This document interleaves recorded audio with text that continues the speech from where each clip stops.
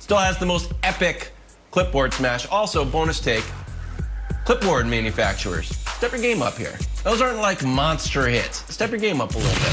Microsoft Surface. Bonus take. Luke Walton's about to get fired. Bonus take, Wild. Luke Walton about to get fired. Gonna have to pay for his own clipboards. All right. Wow, double bonus take. Let us get back to football now. We're talking some Deshaun Watson. So we're hearing that Deshaun met with Texans head coach David Culley last week, told him he's done playing in Houston, and Houston refusing to acknowledge the breakup, unrequited love, unwilling to listen to teams who have reportedly been leaving voicemails with trade offers.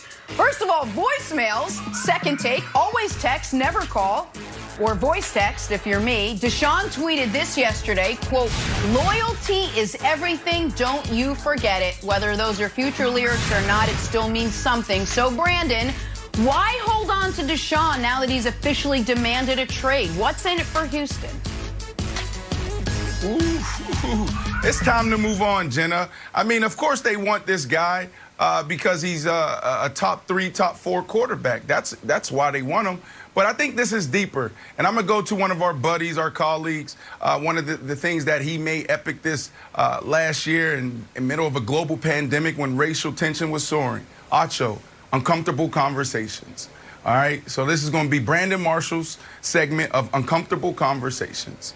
I find it interesting. If I put myself in Deshaun Watson's shoes and I'm in this situation, here's what I'm thinking. J.J. Watt, rumblings of J.J. Watt begin to come out towards the end of the year of J.J. Watt potentially wanting out, potentially J.J. Watt asking for a trade or being released. J.J. Watt sat at the table in a seat that seemed to be equal and respected, and he got what he wanted. 2 businessmen sat down and said, look, it's not working out, and I think it's best for us to move on. And then you got Deshaun Watson. He comes in, he sits in a seat, and it doesn't seem to be equal. So I think this is a huge issue. This is an organization that came down when Obama was elected to president, and they said, don't celebrate. This is an organization that's told their guys, don't take a knee, or you will be cut, you will be traded. So there seems to be something here that is bigger than just football. And I know it's an uncomfortable conversation, but if I'm Deshaun Watson, I'm thinking that. And that's why it's time to move on, because it was already uncomfortable. You go back to the season and this awkward signing of Josh McCown. Why are you bringing Josh McCown out of retirement? Why are you bringing Josh McCown, who's sitting at home coaching high school football and doing other things in the community? Because they needed someone that can come in and help bridge the gap between Deshaun Watson and ownership. So what do you think is going to happen if you don't trade this guy or you guys don't work on a resolution where Deshaun's getting out and you're getting something of value? This guy, Josh McCown, was brought in because Deshaun was uncomfortable in the organization and he wouldn't even stick around, Nick. Deshaun will go do his work in other places. And at the quarterback position, you want a guy that can come in and make everybody better. We talk about it around Tom Brady. We talked about it about Big Ben this week. And Deshaun Watson is that guy. But he's not going to be that if you keep him. It's going to get worse, and it's going to be the same situation and the same story that we saw in Houston with James Harden. So I don't like this, and I think it's bigger than just football right now. So, all right, so there's a lot there. And let me try to respond to all of it. I do think Deshaun is going to get out. I do not think it is going to happen soon, and I do not think it has to happen soon. Mike Meltzer, who does radio nationally and in Houston, had a good tweet thread about this yesterday, and he's absolutely right. April 29th is the date to circle on your calendar, because that's the day of the draft. There are no guarantees that kick in for Deshaun in March 17th when the league year opens. There are no mechanisms that kick in earlier. The Texans have to have this figured out by the draft.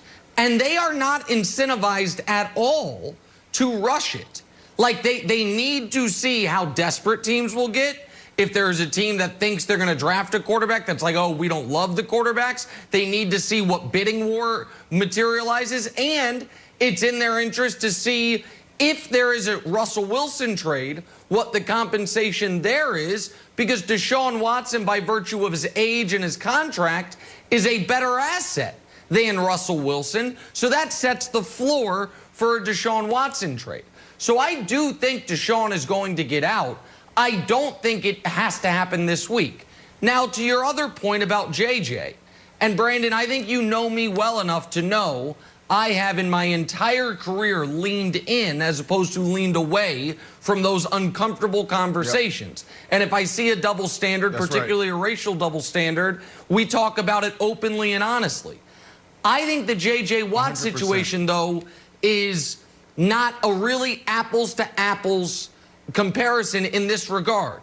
J.J., for $18 million after the injury-riddled 4 of the last 5 years he's had, and for a team that's not going to be contending, does not have massive value to the Texans and does not have hardly any value at that contract on the trade market.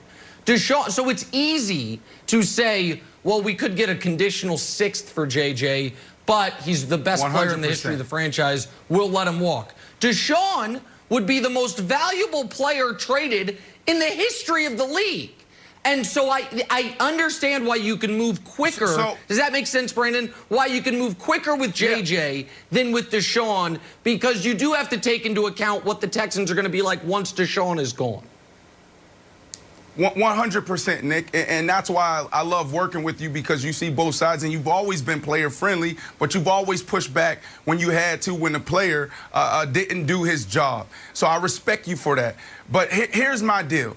All right, when I knew I was going to retire, walk away from the game, and then go full-time broadcasting, I thought about, like, what is my personality? What seat do I occupy? And the first thing that came to my mind was, always make sure you give the players perspective, because you're a player. I can't get on this show and talk to you about statistics and the history of the game, because that's what you've done for almost 20 years, almost your whole life. I will never be a Nick Wright. I'm not as good as you. I can't be Kevin Wildes and being able to tell impactful stories in a way that everybody can relate and is entertaining and it's funny. I can't do that. I can't interview people like Jenna Wolf and have 2 Emmys. I can't do it. So my place and my seat that I occupy on this show is the player's perspective. Every day when I walk out this door and I walk into my facility, I got 60 professional athletes out there. I got 22 college athletes training to go to the NFL draft. In April and May, I'm going to have 10 NBA draft eligible guys training here. And we have these conversations. So when I'm sitting up here, it's not just me trying to be cool. I'm actually giving the player's perspective.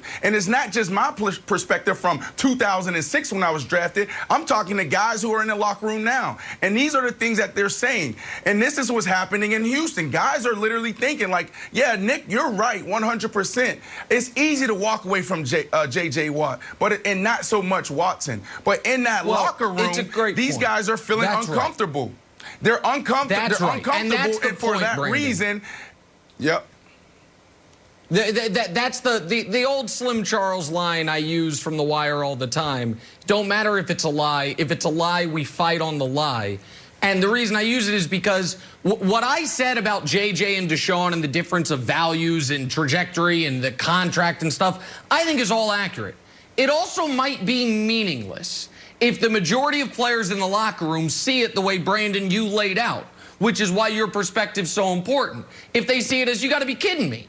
JJ wants his release, and the next day he's on Twitter figuring out where he's going. Deshaun, they won't even answer the phone. So even if there is a reasoning behind those discrepancies, you do risk, and I think this is your important point, Brandon, you risk alienating not only Deshaun, who's probably not going to be there, but other guys in that locker room who see it the way you do, who see it the way Deshaun does, who you are going to need to have to be there. So I think it's an important point.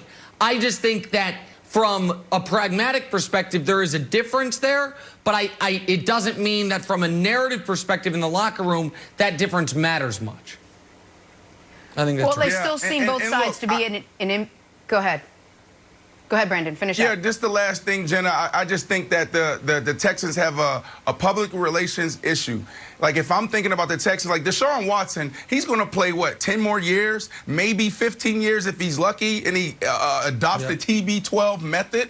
the Texans are going to be here for another 100 years or so, right? So if I'm the Texans, I got to think about what does my brand look like after Deshaun Watson, and you have some damage control. So you got some issues here, and you got to fix those things right now.